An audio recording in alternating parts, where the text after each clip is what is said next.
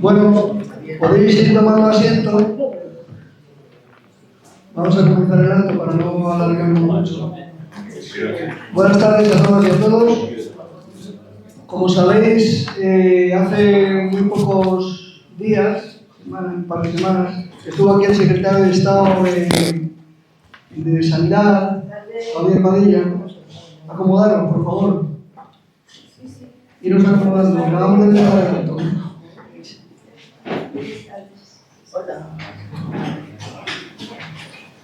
Para darnos cuenta del nuevo proyecto de ley que se quiere llevar al Parlamento sobre sanidad pública. Yo, antes de presentar a Víctor, voy a hacer un pequeño relato del por qué estamos aquí. Básicamente es por tener una visión más amplia, aparte de la que nos dio el secretario de Estado, una visión más amplia de ese proyecto de ley y que él nos explique algunas de las cosas que vemos. Yo particularmente, por ejemplo, pues veo algunos fallos en lo que he perseguido durante tantos años, pero ya digo por delante que la ley es un paso adelante, o sea, nunca es hacia atrás. Es un proyecto de ley que viene a mejorar, pero claro, no a vendernos quizá la derogación, que al menos es por lo que yo estoy en la calle durante tanto tiempo, una de las causas, la derogación de la ley 1597 total. Entonces yo quería, antes de presentar a Víctor, leer unas cosas que tomaba nota. Mónica García ha llevado al Consejo de Ministros un anteproyecto de ley que promete poner coto a la privada y priorizar así la gestión pública. Una ley que supone derogar la 1597, hecho por el que llevamos en lucha muchos años, muchos de nosotros y nosotras, protestando en las calles. La nueva norma derogaría esa ley, pero no prohíbe ni la gestión indirecta de servicios sanitarios ni los consorcios, como lo recoge el artículo 4 y 5 de ese anteproyecto, es decir, las privatizaciones. Sí se prohibiría que una empresa privada construyera un hospital y la posterior gestión del mismo. En la actualidad hay 8 hospitales en ese régimen, 3 en Valencia, 4 en Madrid y 1 en La Rioja. Según un informe de 2025 de la Federación de Asociaciones para la Defensa de la Sanidad Pública, con la nueva ley, los que ya se integraron en el Servicio Nacional de Salud con este modelo no serán estatalizados. La nueva ley supondría con carácter excepcional la gestión indirecta, que solo podrá usarse cuando no haya alternativa pública, pero que no debilita el sistema y que mejore la atención. Es decir, no cambia ni una coma de la situación actual. Ahora las externalizaciones siempre son una excepción. Sin embargo, se han convertido en la norma en la Comunidad Autónoma de Madrid. Siendo así, y sin olvidar que la privatización no solo afecta a los grandes hospitales, sino que se trata también de externalizar los servicios, regalando pedacitos del sistema de salud a empresas privadas, algunos de nosotros y nosotras deseábamos tener una visión desde un punto de vista diferente al oficial, sin olvidar que el anteproyecto de ley, como he dicho antes, va en el sentido positivo de nuestros deseos, pero que creemos con toda humildad que no satisface nuestras demandas colectivas. Ya para terminar, quería deciros que también la ley, el proyecto de ley, incorpora medidas. Digo proyecto de ley porque es un proyecto de ley que luego ya veremos a ver lo que pasa en el Parlamento tal y como están las fuerzas políticas. Pero bueno, ahí está el primer paso. También incorpora medidas para reforzar la transparencia, la rendición de cuentas y el control público sobre la prestación del servicio. Las comunidades autónomas deberán publicar periódicamente información detallada sobre contrataciones, conciertos, resultados de salud y calidad de servicio. La ley no será de aplicación a los conciertos, cuidado con esto, ni a las concesiones, ni a contratos, ni a otras fórmulas anteriores a su entrada en vigor. Estos se regirán por las normas vigentes en el momento de la adjudicación. Y ya sin más, quería presentaros a Víctor Valdés Camacho. Es militante de Podemos desde el 2014. Ha estudiado filosofía en la Universidad Complutense de Madrid y comunicación política en la misma universidad. Y ha participado en el movimiento estudiantil del asociacionismo vecinal en los barrios y en distintas acciones por la causa republicana. Actualmente es portavoz de Podemos Madrid. Sin nada más, pues demos la bienvenida a Víctor Valdés.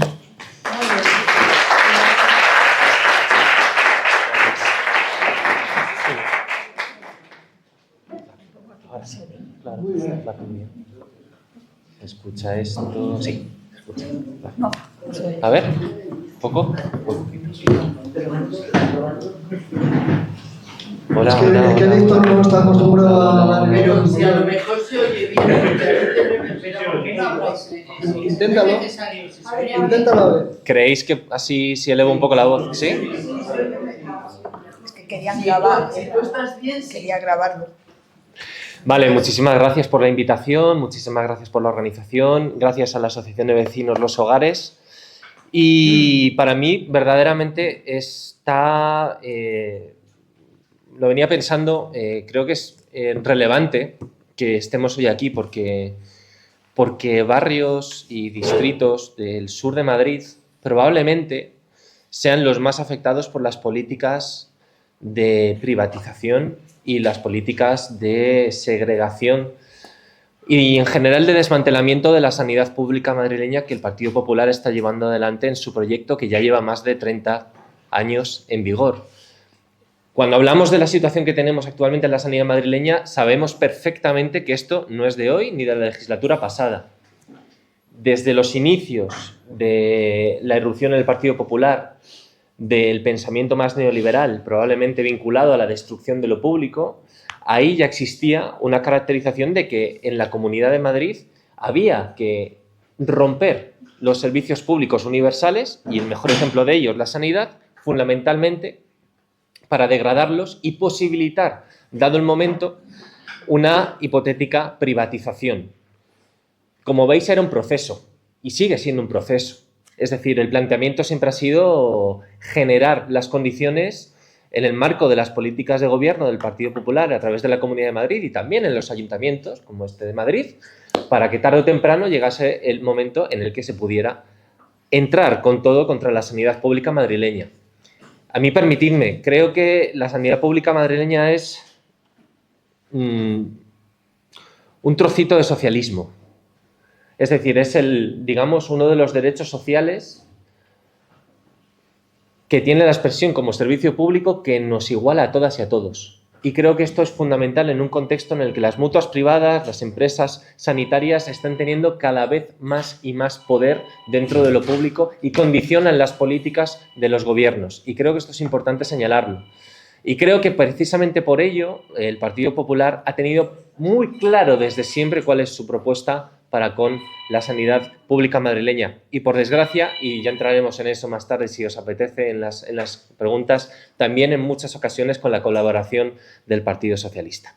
Pero más allá de las cuestiones intrínsecamente políticas de lo que supone el proceso de privatización, el proceso de desmantelamiento de la sanidad pública madrileña, que no es única en todo el país, que la hemos visto también en el País Valenciano y en otras comunidades autónomas como en Cataluña. Hace pocas semanas en el Congreso de los Diputados, en la sala Ernest Lluch, el grupo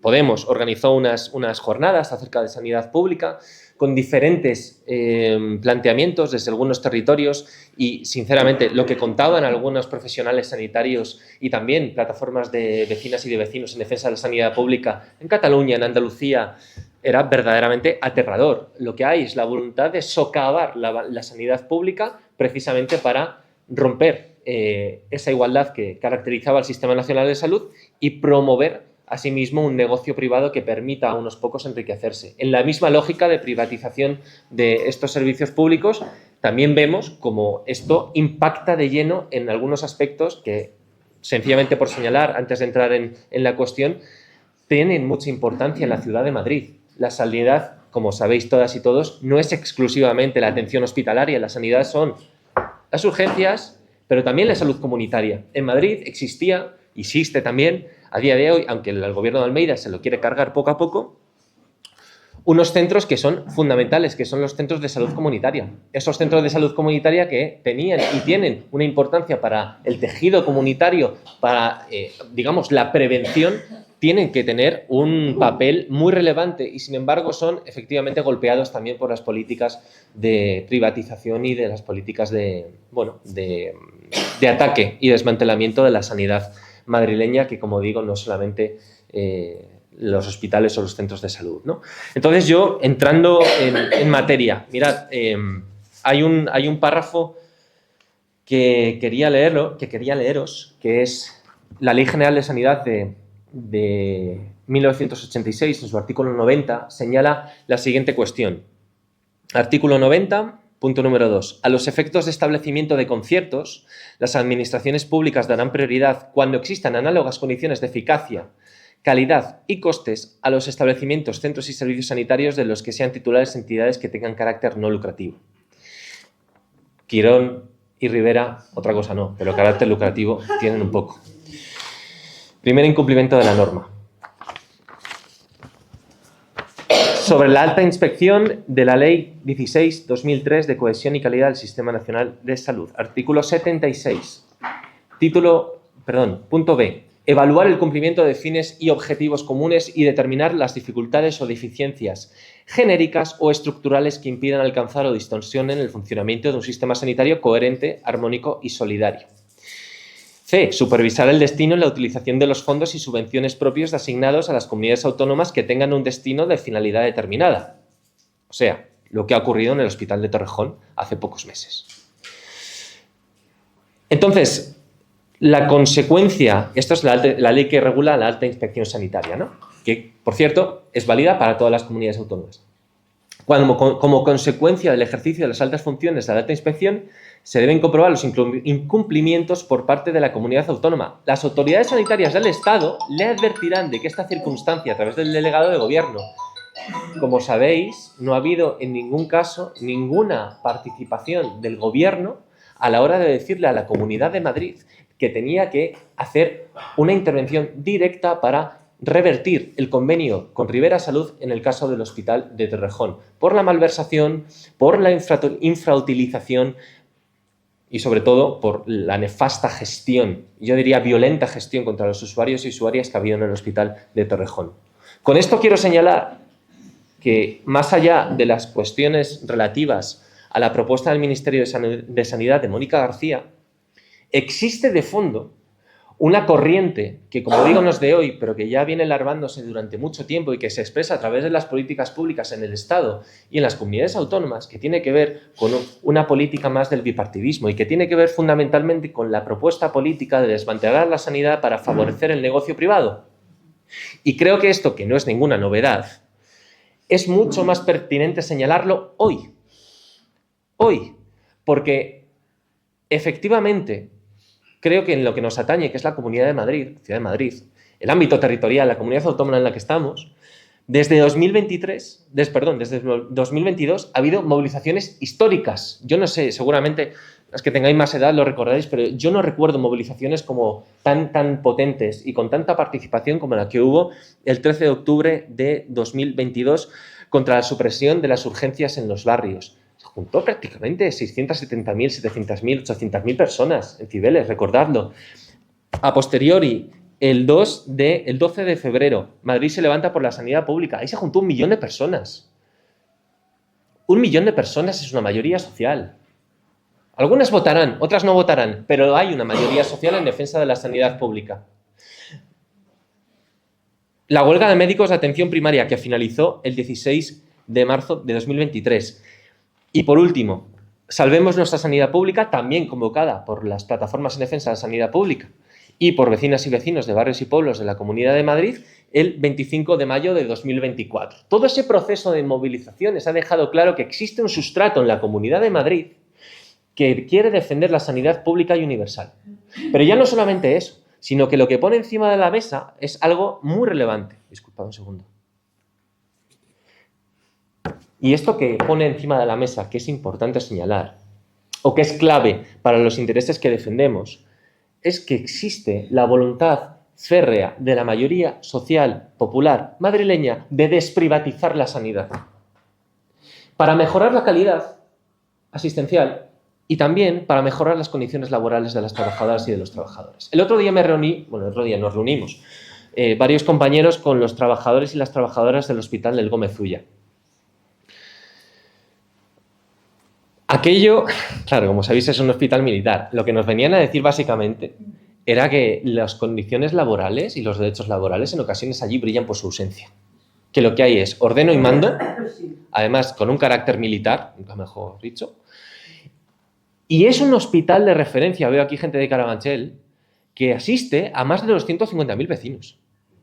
¿Cómo podemos permitir que a estas alturas exista una... Imaginemos que no existiera este hospital, habría un colapso sanitario en la zona del oeste de Madrid.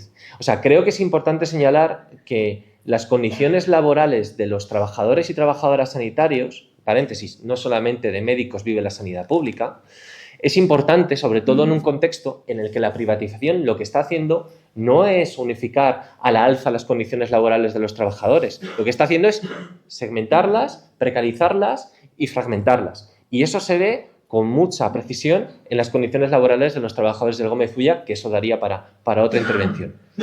Sobre la ley que ha propuesto, que creo que se denomina de gestión pública e integridad del Sistema Nacional de Salud, el Ministerio de Sanidad. Yo, claro, mencionaba a Valdi, yo creo que, a ver, yo no soy ningún genio, no tengo la bola de cristal, no sé qué va a pasar con el calendario electoral. Lo que sí que tengo claro es que si quisieran sacar esta ley pasado mañana, la meten por vía de urgencia, se vota y sale. Y no ha sido así. E intuyo, yo que no sé de política prácticamente nada, que eso se va a dilatar lo máximo posible, porque el Partido Socialista y Sumar no tienen los apoyos para sacar adelante esa norma.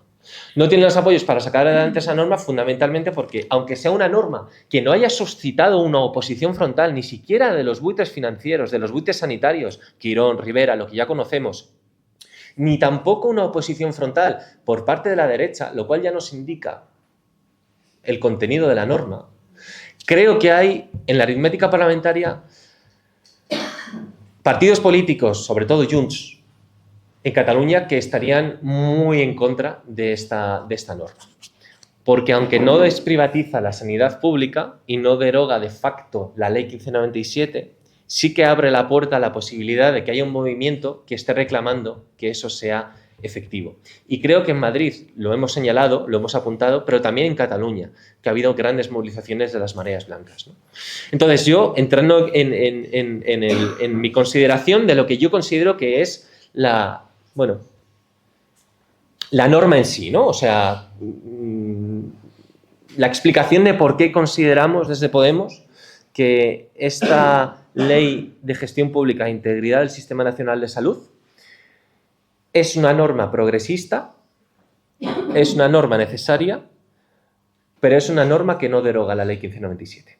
No deroga la ley 1597 por tres razones, fundamentalmente. Porque tiene una serie de cláusulas que implican que permiten las concesiones y que permiten las privatizaciones vía negocio con las entidades como Quirón, como Rivera y como tantas otras, siempre y cuando den prestación pública a los usuarios de estos hospitales. Estaría bueno que no lo hicieran. Por otro lado, que fueran sosteniblemente financieros, es decir, que tuvieran la viabilidad económica suficiente como para no generar un conflicto ni competencial ni económico con las comunidades autónomas en términos de presupuesto. Y por otro lado, la accesibilidad del servicio. Estas tres cuestiones, si lo pensamos, accesibilidad del servicio, al servicio sanitario, la sostenibilidad financiera y la prestación pública, ya lo están cumpliendo los hospitales de Quirón y de Rivera. Podrá gustarnos más o podrá gustarnos menos, pero esto lo están haciendo. ¿Por qué? Porque no son imbéciles, punto número uno. Porque saben que para convenios multimillonarios y concesiones multimillonarias que les da la Comunidad de Madrid necesitan cumplir una serie de criterios. Y el cumplimiento de esa serie de criterios, paradójicamente, en el Ministerio de Sanidad han decidido que era buena idea incorporarlos a una norma. ¿Eso qué significa, compañeras y compañeros, vecinos y vecinas? Pues creemos que es un coladero. Creemos que es un coladero para que las entidades sanitarias privadas puedan seguir haciendo negocio a costa de lo público. Y eso es perjudicial ya no solamente para las usuarias, para los trabajadores, para las cuentas de la Comunidad de Madrid, para los impuestos. Es disfuncional para el modelo sanitario público de este país. Y eso es particularmente peligroso. Es peligroso porque para una vez que se tiene la posibilidad de poder revertir las condiciones que permiten la privatización sanitaria, esto se está digamos, esquivando y poniendo de perfil con esta norma. Yo creo que hay algunas cuestiones que me gustaría comentar y si me pongo muy pesado, me lo decís, me chistáis a cualquier cosa y aligero, ¿vale? Sí, va para la mesa. Vas a decir, ¡pa! Las costillas. Vamos a ver, la gestión directa que plantea, la gestión de la norma, o sea, la caracterización de la norma del Ministerio plantea que la gestión directa es preferente pero no es obligatoria. Claro, realmente si no es obligatoria, abres la puerta o permites que se abra la puerta a la gestión indirecta.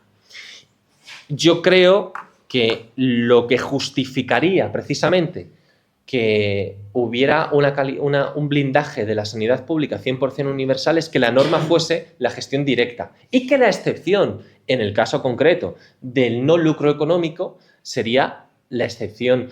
Pero creo que lo lógico desde un planteamiento progresista sería poner en valor o resaltar la posibilidad de que la gestión directa sea la regla general y no una excepción ni temporal, ni siquiera, o justificada, ¿no? Tendría que ser muy de causa mayor. ¿Cómo podría ser de causa mayor? En el caso, por ejemplo, de una pandemia o de una guerra.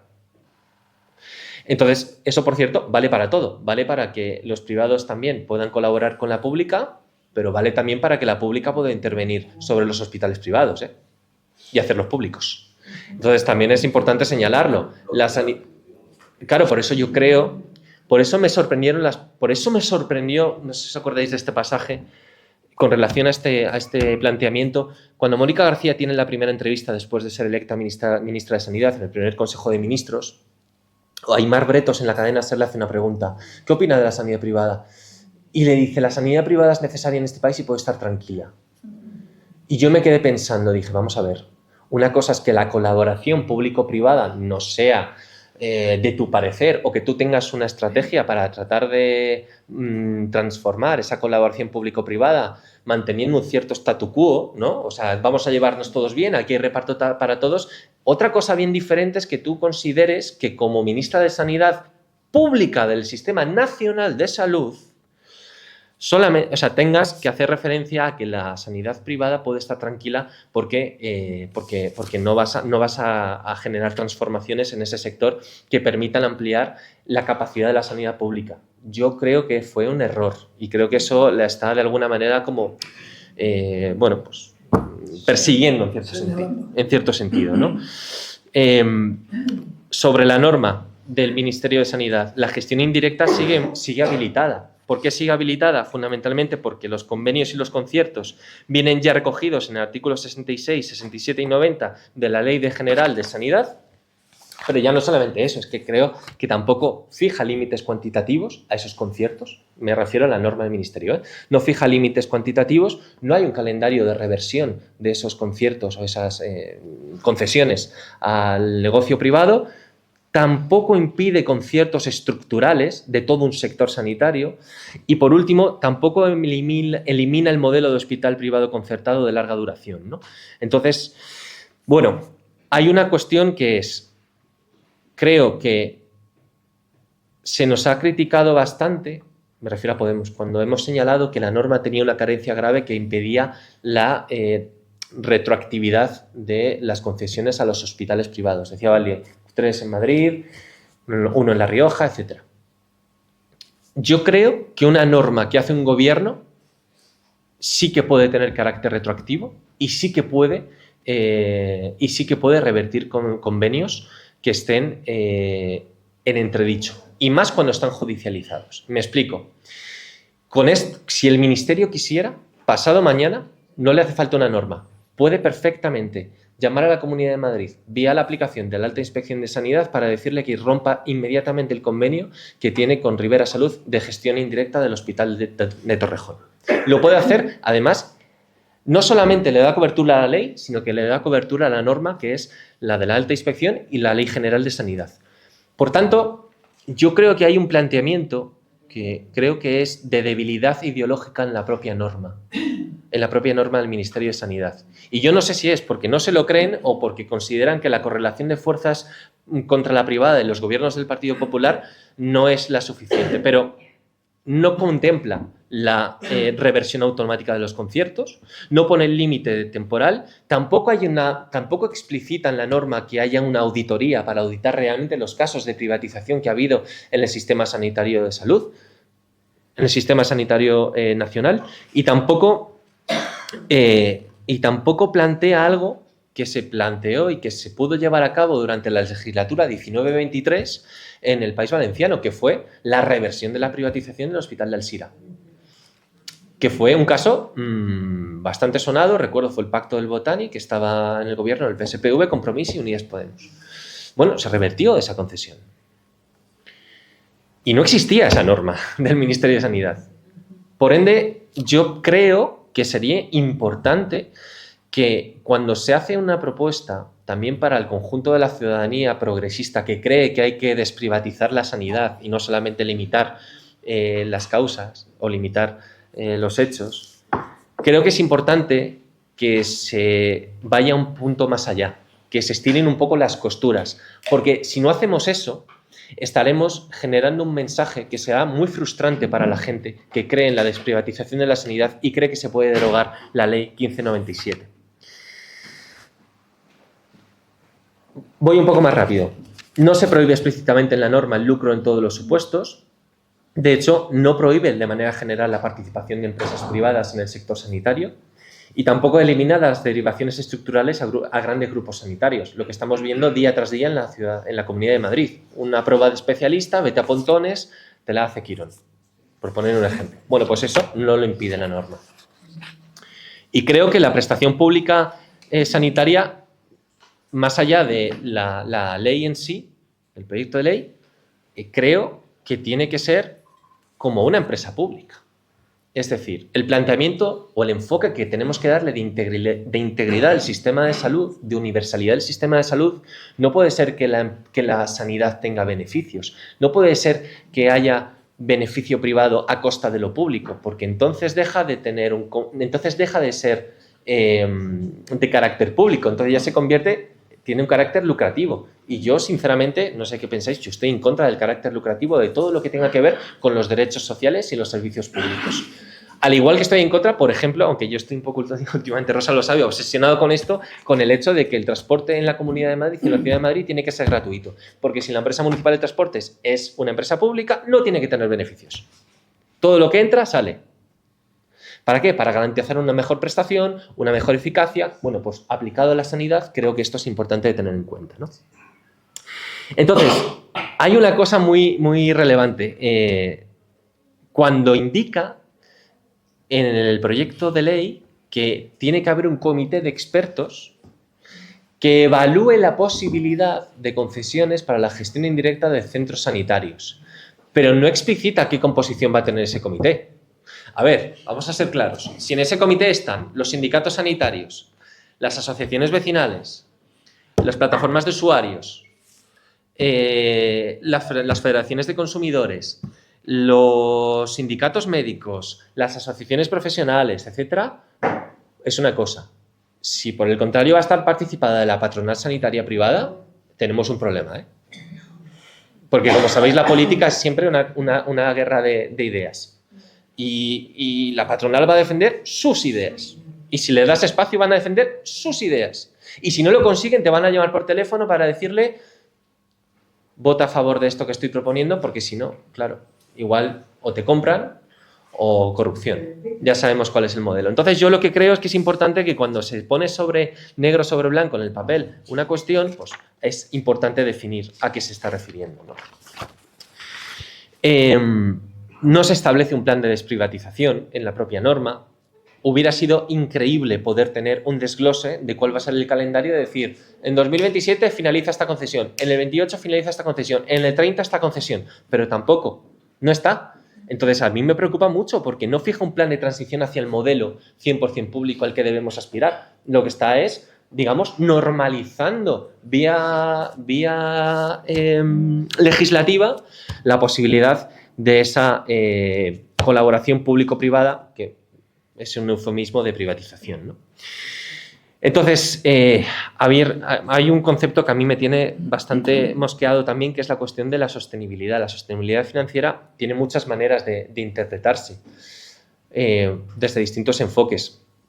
Yo lo que creo es que no puede ser nunca el enfoque de sostenibilidad para evitar invertir en lo público, porque creo que lo que plantea la Comunidad de Madrid de manera permanente durante los últimos años es, dado que ya está cofinanciada la sanidad,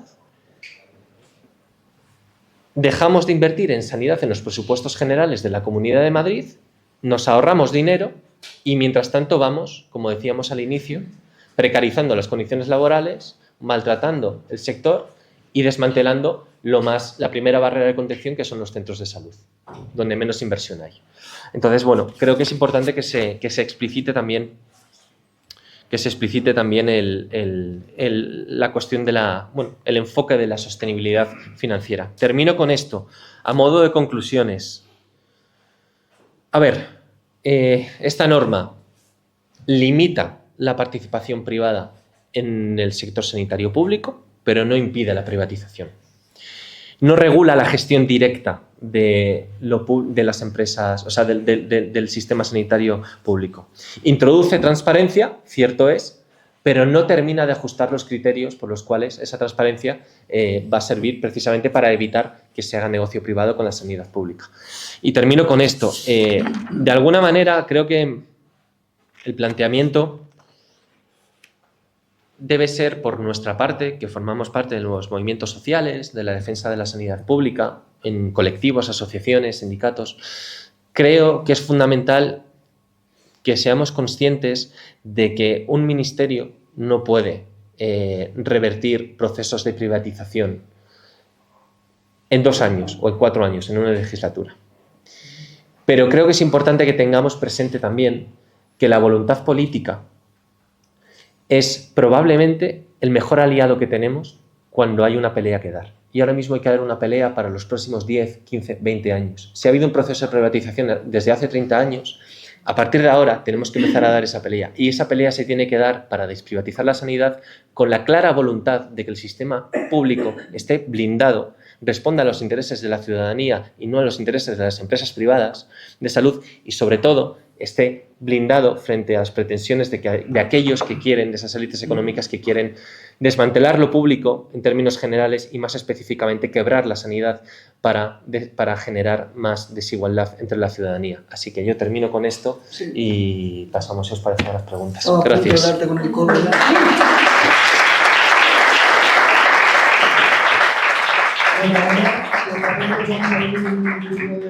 palabra, que nos lleve 20 minutos, si os parece bien, y comenzamos con esto. Antes de continuar, una cosa que me ha hecho pensar, Víctor, estuvimos con la ministra en el movimiento de vecinos y vecinas de barrios y pueblos, estuvimos con la ministra reunidos, y una de las cosas que me causó sensación fue algo que confirmó el otro día Javier Padilla, secretario de Estado de Sanidad, y es que hay muchas de estas cuestiones que estamos viendo aquí, que leemos, que las derivan o descansan en la alta inspección. Bien, pues la alta inspección, según Javier Padilla y según la ministra, son 2 y el del tambor. Lo dijo así con estas palabras. Son 2 y el del tambor. Que no había cobertura en la alta inspección, que es la que tiene la delegación para hacer muchas de las cosas que quieren hacer. Bueno, pues no hay alta inspección. Lo dijo taxativamente así, con estas mismas palabras. La alta inspección son 2 y el del tambor. Y a mí me dejó perplejo porque digo, entonces se me caen los palos de sombrajo, porque muchas de las cosas que se persiguen en el proyecto de ley no se pueden llevar a cabo. Nada más. Dicho esto, no se podía derogar la 15 cuando llegó ahí a la Secretaría de Estado, que eran 2 del tambor y que luego, posteriormente, tenían unos equipos y más gente. Claro, se dijo eso. Sí, que posteriormente ahora eran 2 del tambor. Pero que ahora mismo habían ido implementando en su medida lo que pudieran. Pero cuando llegaron eran 2 del tambor. Bien, a ver, palabras por aquí. Rosa. Almudena ya ha pedido palabra. Almudena. Creo que eres el único que no me conoce. O a lo mejor también. Yo llevo desde el año 82 siendo activista en defensa de la sanidad pública, desde la Federación Regional de Asociaciones de Vecinos, donde se constituyó la Mesad Marea Blanca, y como Mesad Marea Blanca llevamos sacando a la calle desde los años 90 en defensa de la salud mental y temáticas, mareas continuamente. De hecho, fuimos el motor de la Asociación de Mareas Blancas a nivel estatal. Y después de esta presentación, para un poco, porque los demás ya me conocen, estoy en todo lo que se defiende en la sanidad, en todo lo que se mueve. Estoy en la Mesad Marea Blanca, estoy en Villaverde, en pueblos y barrios, allá donde estoy diciendo. Y ahora voy un poco a repetirte, entre comillas, lo que yo le dije. No me caso con nadie, ¿vale? Lo que yo le dije a Padilla el otro día, que también estuve aquí. A ver, Javier, él lo que nos anunció es que inmediatamente, vamos, que es que fue al día siguiente, iba a salir la ley y que, ya ver, estaba entusiasmado y, bueno, no cabía dentro de sí de lo que iba a salir. Pero claro, lo que iba a salir no lo sabíamos. Ahora estamos en periodo de alegaciones. Y de enmiendas. Ahí voy. Luego es el momento idóneo para entrar. ¿Qué le dije a él? Javier, derogar la 1597 es que la apruebe el Consejo de Ministros. Tranquila, que nos ha... Mentira o verdad los que estuvisteis, ¿vale? Que nos ha costado mucho, pero gracias a lo que de Torrejón, palabras textuales de él, gracias al hospital, a lo que ha pasado en el hospital de Torrejón, hemos podido aprobarla en el Consejo de Ministros. Ahí lo dejó él, ¿vale? Y bueno, creo que vemos un poco de qué va el tema. Entonces, le dije yo, ¿por qué? Si tiene que pasar por el Consejo de Ministros, tiene que pasar por el Congreso y tiene que pasar por el Senado, ¿por qué no se hace un Real Decreto? ¿Vale? O, señor mío, Ley 1486, Felipe González, Ernest Lluch, le apartan y sale el informe Abril Martorell, ¿vale? Y esas dos cosas siguen en el cajón aplicándose sucintamente. Entonces, ¿por qué? Le dije textualmente, ¿por qué no hay un desarrollo legislativo del artículo 90, 66 y 67 de la Ley General de Sanidad modificándolo? Y no hace falta derogar la 1597. O sea, si es que tenéis ahí una ley general. Yo tengo mi opinión de por qué no. Más le dije. Un poco para que de alguna manera veas lo que luego no ha aparecido en la ley. Ley General de Sanidad. Víctor, has hablado de los centros de salud, de medicina familiar y comunitaria. Eso engloba la Ley de Salud Pública, ¿vale? La Agencia de Salud Pública. ¿Por qué? Porque si de algo vive la ciudadanía es de los determinantes en salud. La vivienda, el trabajo, las adicciones, todo lo que son los determinantes en salud. Por favor, eso, acortar un poquillo porque si hay más palabras. Sí, eso es lo comunitario. Entonces, centros de salud comunitarios, ¿con qué comunidad?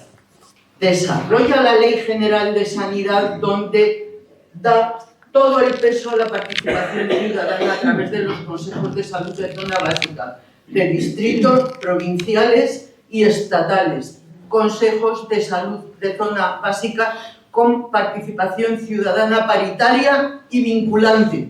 Si no son vinculantes, le dije, es una broma lo que me estás diciendo tú ahora en la ley, que lo vas a dejar la participación ciudadana en foros de desahogo. ¿Eso dijo? No, eso lo decía ella. No. Esto te estoy contando un poco para que veas lo que se llevó de ahí, que estaba sentado ahí. ¿Vale? Entonces, con esto quiero decir, desarrollo de la Ley General de Sanidad con participación ciudadana paritaria y vinculante. Si el ciudadano no está en toda la cadena de valor de lo que es la salida, ahí no hace falta la alta inspección.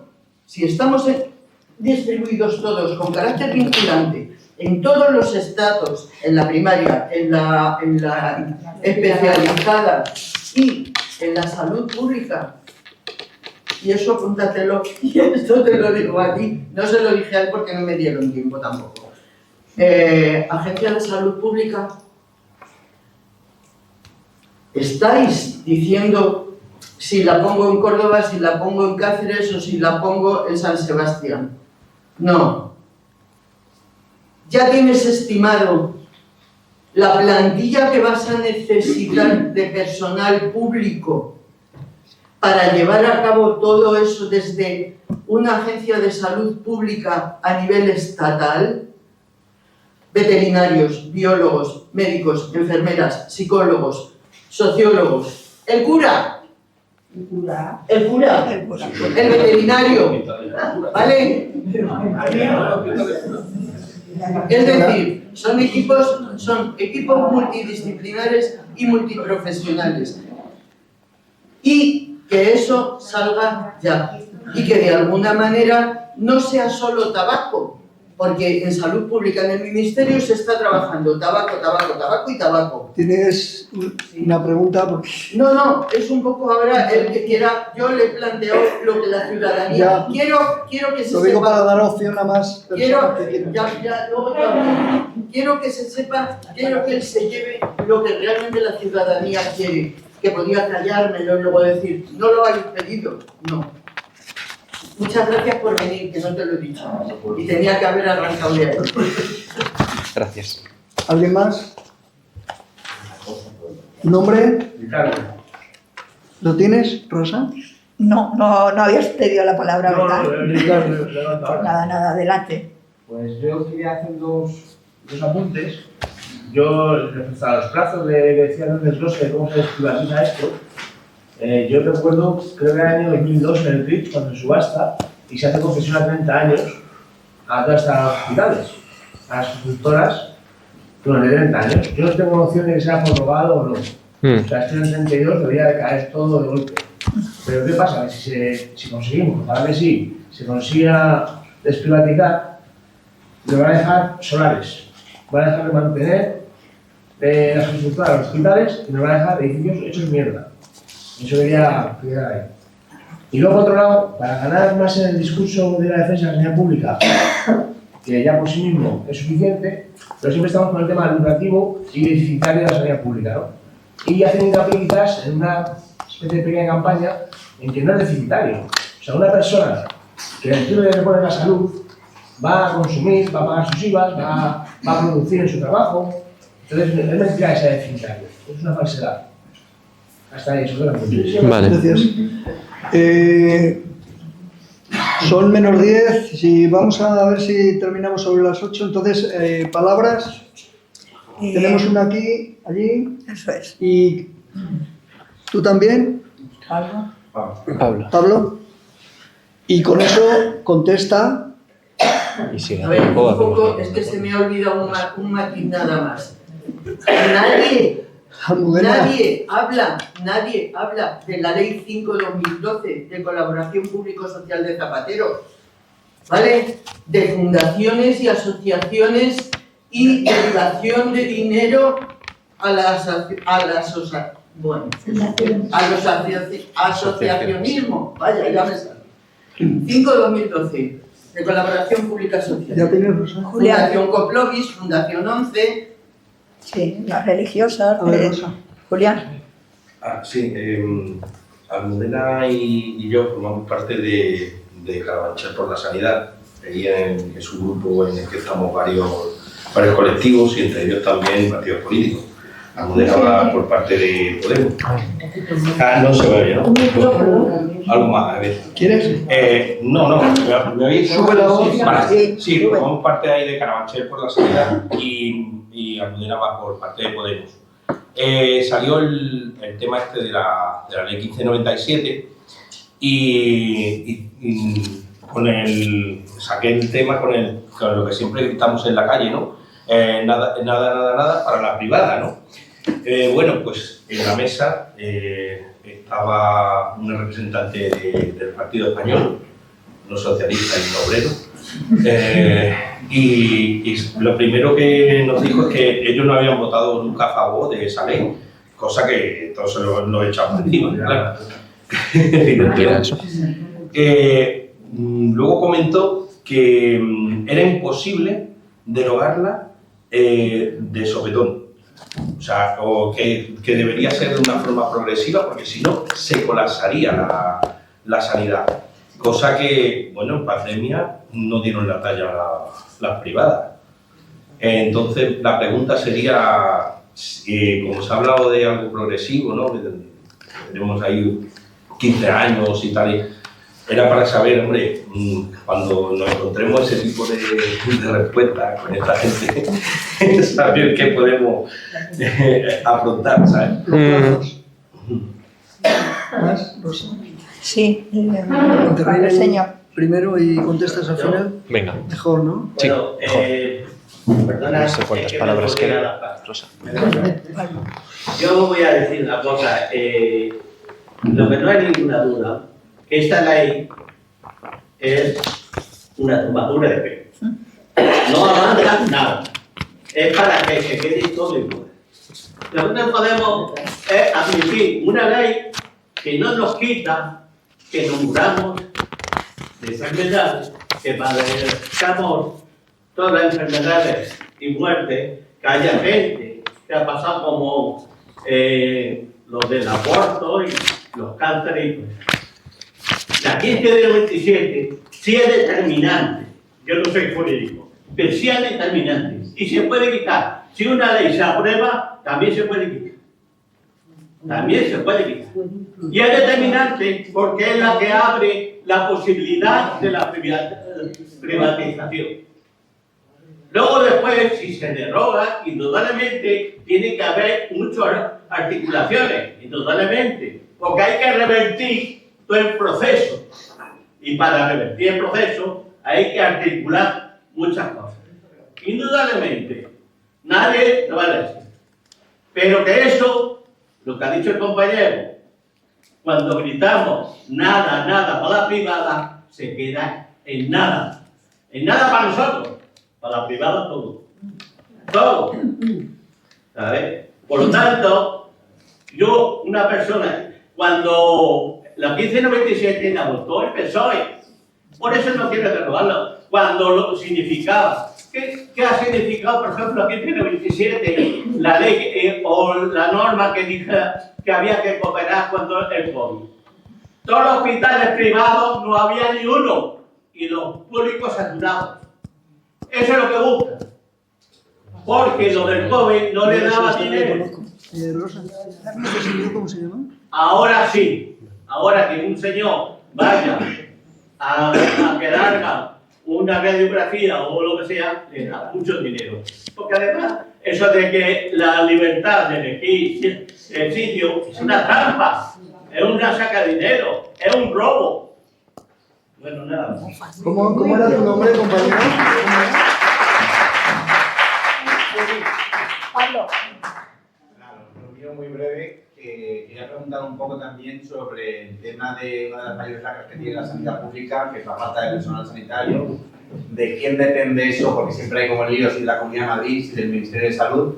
Y si esta ley dice algo de la no dualidad entre los sanitarios, sobre todo las y los médicos que se dedican a la pública, que no puedan participar en la privada. Si hay algo de esta ley que hable de algo de eso.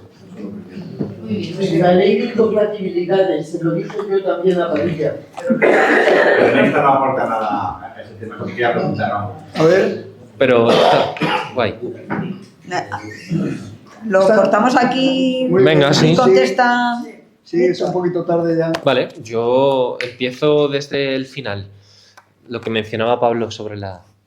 A ver, la norma en sí no recoge nada relativo a las condiciones laborales. Pero, caso concreto del Hospital Gómez Ulla. El Hospital Gómez Ulla tiene condiciones laborales de las sanitarias y de los sanitarios que son peores que las de la sanidad madrileña pública. ¿Qué implica eso? Implica que, pues bueno, básicamente que está habiendo un trasvase de trabajadores del Gómez Ulla que aguantan 2 meses y se van a la sanidad madrileña o a otra comunidad autónoma. Yo lo que entiendo es que en este país hay un problema de degradación de las condiciones laborales de los sanitarios y de los sanitarios. Creo que es así. Y me atrevería a decir que, si os fijáis, en los últimos meses ha habido movilizaciones corporativas de médicos y médicas contra el Ministerio a raíz de la negociación del Estatuto Marco y del carácter que tendrían las reivindicaciones médicas dentro de ese estatuto. Y también es curioso, ¿no? Porque, llevan a Consejo de Ministros la Ley de Gestión Integral del Sistema Nacional de Salud, que a priori deroga la Ley 1597, justo en el momento en el que hay una confrontación directa, una amenaza de huelga indefinida de los médicos contra Mónica García, y la misma semana hay una manifestación en el Paseo del Prado convocada por Comisiones Obreras y UGT. Yo no sé nada de política, insisto, pero si me pongo a juntar los hilos, me da un resultante bastante claro. Yo creo, en política no existen las coincidencias, pero creo que ha habido una clara voluntad de desviar la mirada y de abordar y de dejar de lado las cuestiones de las reivindicaciones laborales del sector sanitario y, por otro lado, confrontar con los médicos en la huelga. Entonces, creo que lo que deberíamos defender en la Ley General de Salud, y no solo, en toda la normativa autonómica, municipal, estatal, que se precie para con el Sistema Nacional de Salud, es que se deben defender los derechos laborales. Y creo que esa defensa de los derechos laborales pasa por, 1, combatir la precariedad, 2, elevar los salarios y sobre todo, negociar en condiciones honestas la cuestión de las guardias. Porque creo que lo que está ocurriendo ahora es de todo menos honesto. De todo menos honesto. Y creo que eso perjudica mucho, la acción del gobierno. Lo dejo ahí. Sobre lo que mencionaba Andrés de nada para la privada. Claro que nada tiene que ser para la privada. Lo que pasa es que la política siempre es una correlación de fuerzas. Y yo intuyo que ahora mismo la fuerza que se está imponiendo en la calle, que no, como he dicho antes al inicio, ¿no? Las movilizaciones masivas en defensa de la sanidad pública. Joder, no ha habido una expresión de esas movilizaciones en el Ministerio de Sanidad. Porque si las hubiera hecho suyas y hubiera dicho aquí hay una mayoría social suficiente como para revertir las privatizaciones, no tendríamos esta norma. Tendríamos otra bien distinta. Y lo que tenemos es una cosa que se queda a medio camino. Y a mí eso es lo que me fastidia, porque creo que las ocasiones en política hay que aprovecharlas.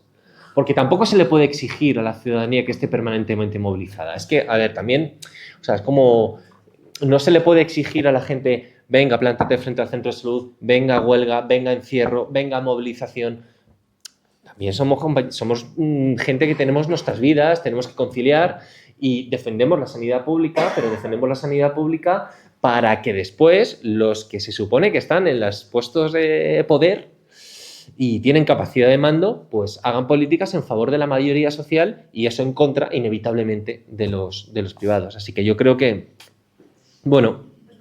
creo que esto es lo que tenemos actualmente. Yo, sobre la cuestión del calendario de reversión de las concesiones, ¿no? Mencionaba el compañero Ricardo. A ver, yo creo que se ha perdido una gran oportunidad, porque no habiendo un plan de reversión a 5 o 10 años, y estoy siendo reformista en el planteamiento, creo que se desperdicia una oportunidad.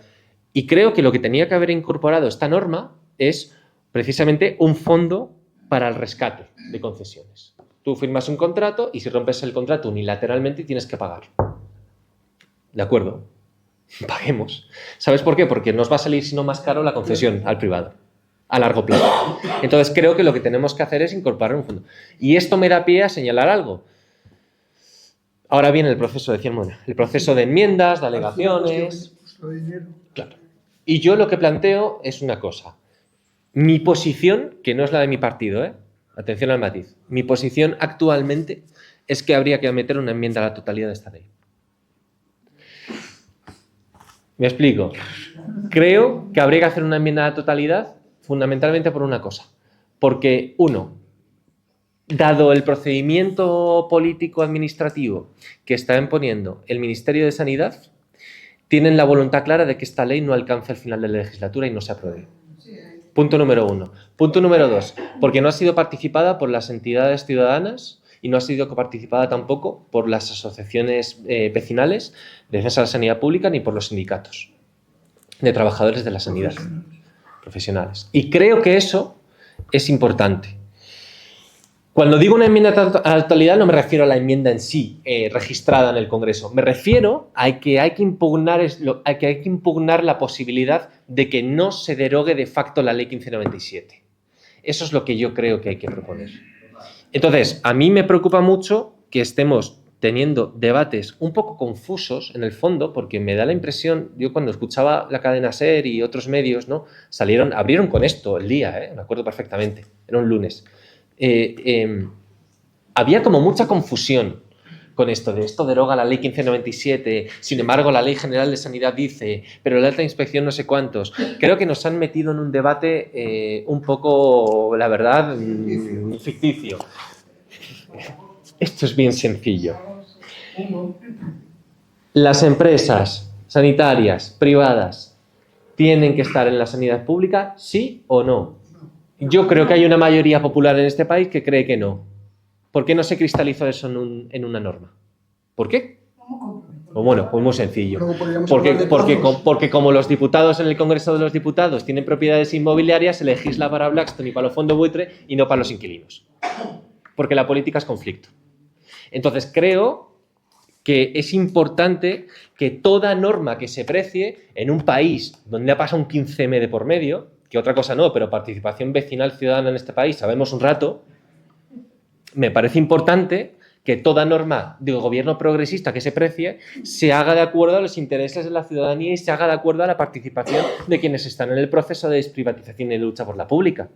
Porque si no, lo que estamos haciendo es despotismo ilustrado, que es yo te hago la norma, que es la mejor norma posible, pero no me digas, porque claro, es que si me dices no vaya a ser que la derecha lo vaya a tumbar. Y esa es así permanentemente el discurso del miedo a que, a ver si no va a salir que viene la derecha. Pues así, a ver si no va a salir que viene la derecha, llevamos 30 años. Así llevamos 30 años. Entonces creo, compañeras y compañeros, termino, que es importante tres cosas, tres ideas, ¿no? Primero, hay que internalizar todos los servicios privatizados en la sanidad pública madrileña. Punto número 1. Punto número 2. La gestión directa tiene que ser obligatoria, no una excepción. Punto número 3. Se tiene que prohibir el lucro en la prestación pública. Una prueba no puede costar ni 10, ni 20, ni un traslado en una ambulancia, ni 10, ni 20. No puede costar, punto. Porque a mí no me gusta el modelo norteamericano. No me gusta. No lo quiero para este país. Pero no lo quiero en este país ya no porque sea un radical. No lo quiero en este país porque quiero un país en el que no tengamos que ver gente hipotecada con deudas de por vida porque le atiendo en ambulancia. Un trasplante de riñón en Estados Unidos, no sé, habrá hospitales que cueste más o que cueste menos, pero me parece que son $60.000. Solamente el trasplante, luego ya todo lo demás. Luego ya la rehabilitación y tienes una serie, ¿no? Yo eso no lo quiero para España. No lo quiero para Madrid, no lo quiero para la Comunidad de Madrid. Y cuanto antes pongamos negro sobre blanco en una norma eso, mucho mejor. Porque ¿qué pensamos? ¿Que cuando esté Vox y el Partido Popular en el gobierno no van a radicalizar su planteamiento respecto a la sanidad pública? Van a ir con todo. Van a ir con todo. Y como van a ir con todo, pongamos las barricadas posibles para que cuando vengan con todo nos podamos defender. A ver si aprendemos de una santa vez cómo se hace política. Entonces yo termino con esto. Hay una cosa importante y es que, y en Ciudad Lineal lo saben bien, hay terrenos que antes eran de algunos ministerios, que ahora se están cediendo a entidades privadas sanitarias para la construcción de hospitales, como por ejemplo el antiguo Hospital del Aire, que era militar y ahora ha cambiado de recoleta. El Generalísimo de Cristo Rey. Sí. Correcto. De Chaperal. Sí. Entonces, ¿qué está pasando? Inmediatamente no se puede conceder suelo para entidades privadas para que se lucren con... O sea, me parece tan de sentido común que tener que decirlo ya me lleva como a... Me violenta un poco, ¿no? Entonces, bueno, yo con esto, sobre las palabras de Padilla de la emoción respecto a la ley 15.097, yo lo único que quiero decir es una cosa. No está bien jugar con las expectativas de la gente. Ya lo dejo.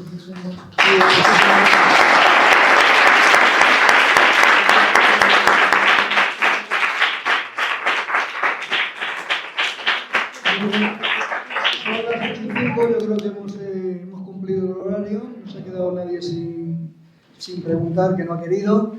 Y con esto, pues agradecer a Víctor que haya venido a explicar un poco los pros y los contras de este proyecto de ley. Nosotros lo hemos hecho simplemente con la ilusión de tener una idea más clara de qué es este proyecto de ley, porque el otro día nos quedó un poco colgada la idea de que era maravilloso, incluso algunos nos decían que teníamos que estar muy contentos. Y a mí no sé por qué no se me alegraba el alma. Entonces tenía ahí una serie de dudas que en buena medida Víctor me las ha despejado, aunque ya había leído las dudas y las tenía. Pero tendremos una verdad más clara si tenemos al menos un par de visiones. Y yo creo que esa era la intención de esta reunión. Así que agradecerle a Víctor que haya estado aquí y a vosotros muchísimas gracias. A ver si repetimos en otras ocasiones.